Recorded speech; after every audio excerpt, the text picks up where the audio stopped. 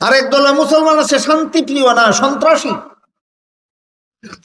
যেমন বার্মার মুসলমানেরা শান্তিপ্রিয় না সন্ত্রাসী, ইন্ডিয়ার মুসলমানেরা শান্তিপ্রিয়।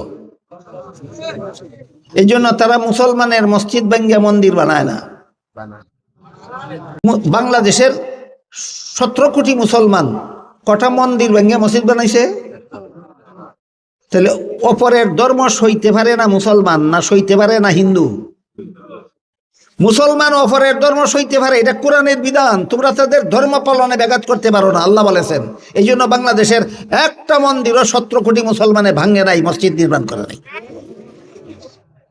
ভারতের হিন্দুরা মুসলমানের মসজিদ ভেঙ্গে ভেঙ্গে নির্মাণ করছে মন্দির। জ্বলন্ত প্রমাণ। অপরের ধর্ম, পরধর্ম সহনশীল কোন জাতি থাকলে মুসলমান আছে, হিন্দুরা পরধর্ম সহনশীল নয়।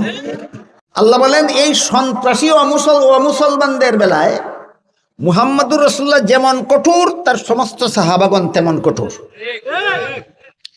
আর সমস্ত মুসলমানেরা পরস্পরে একে অপরের সাথে সদয়।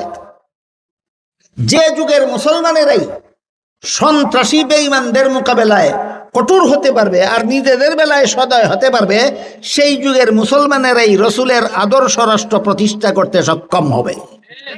সুন্নতে রাসূল আর জমাতে সাহাবার আদর্শ, এই আদর্শ রাষ্ট্র গঠনের পথ কোনটা? আসলে পথ কোনটা আর আমরা কোন পথে হাঁটি? আসল পথ কোনটা? রসুলের আদর্শ রাষ্ট্র প্রতিষ্ঠার পথ কোনটা আর আমরা কোন পথে হাঁটি?